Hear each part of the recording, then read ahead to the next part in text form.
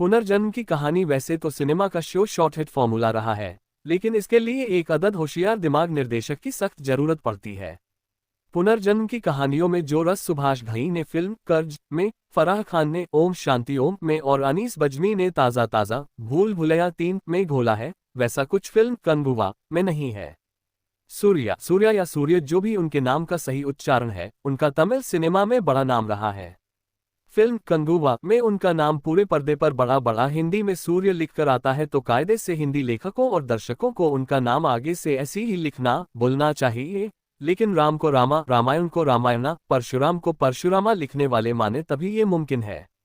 अभिनेता सूर्य की तमिल के साथ हिंदी में भी सिनेमाघरों में रिलीज हुई पहली फिल्म है कंगुवा।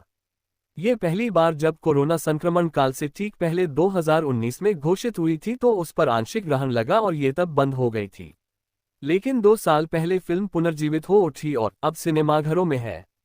कहानी 1000 साल के अंतराल में फैली है। कुछ देवरा पार्ट 1 जैसे 5 द्वीपों की कहानी है।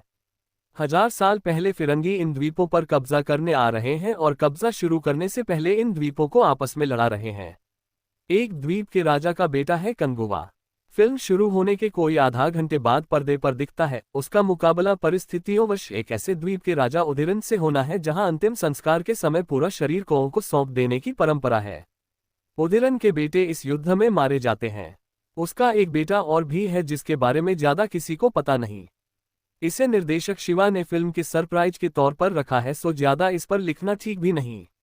जंगलों में रहने वाले मनुष्यों की इस कहानी में 2 चीजें अतिरेक में हैं। एक तो हिंसा और दूसरा म्यूजिक के नाम पर कानफूर शोर।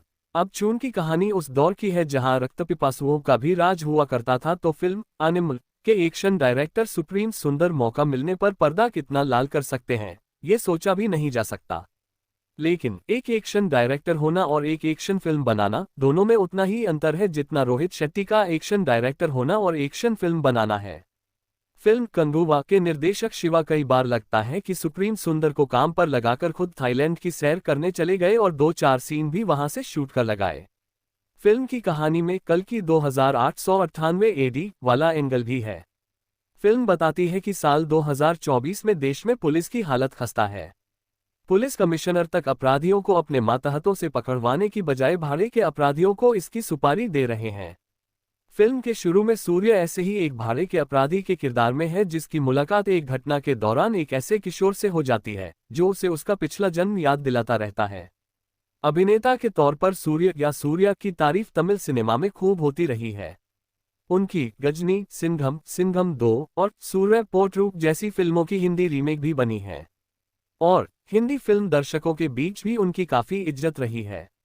लेकिन उन्होंने अपने निर्देशक शिवा के साथ मिलकर ये सारी इज्जत अपनी पहली ही फिल्म में कम से कम हिंदी पट्टी के दर्शकों के बीच मिट्टी में मिला दी है।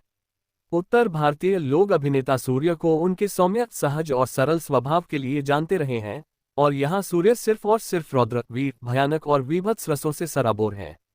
हास्य, श्रृंगार और करुणा की जो भी छींटें हैं, वे इतनी कम है कि फिल्म खत्म होते होते याद भी नहीं रहता कि अरे, इस फिल्म की हीरोइन दिशा पाटनी है। फिल्म की लंबाई और दिशा के रोल का समय गिना जाए तो उनसे ज्यादा पर्दे पर योगी बाबू नजर आते हैं। सिनेमेटोग्राफर से लेखक और लेखक से निर्देशक बने शिवा के लिए ये फिल्म शुरू से चुनौती रही है। वह एक के बाद एक हिट फिल्में देने के लिए तमिल और तेलुगु दोनों भाषाओं के सिनेमा में खासी दखल रहते हैं, लेकिन कंगुवा उनके लिए बड़ा झटका साबित होने जा रही है। सूर्य के प्रशंसकों को ये फिल्म शायद ही पसंद आए और हिंदी पट्टी में जो लोग इसे लॉर्ड बॉबी देओल के लिए देखने जाएंगे, वे अपने इस फैसले पर पछताते ही नजर आएंगे। वैसे फिल्म एनिमल की सक्सेस पार्टी में जो बॉबी देओल इसी फिल्म का एक वीडियो सबको दिखाकर खूब उत्साहित नजर आ रहे थे, वही बॉबी देओल फिल्म की रिलीज आते आते इसकी प्रेस कॉन्फ्रेंस तक से कन्नी काट गए। दुख इस बात भी का भी रहा कि फिल्म का संगीत देवी श्री प्रसाद ने दिया है, लेकिन फिल्म के एक भी गाने की धुन कर्णप्रिय नहीं है। बैकग्राउंड म्यूजिक के बारे में मैंने पहले ही बता दिया।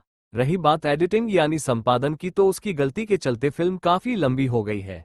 इंटरवल के पहले ही दर्शक थक जाता है, कुछ फिल्म की लंबाई के चलते, कुछ फिल्म के उबाऊ होने के चलते।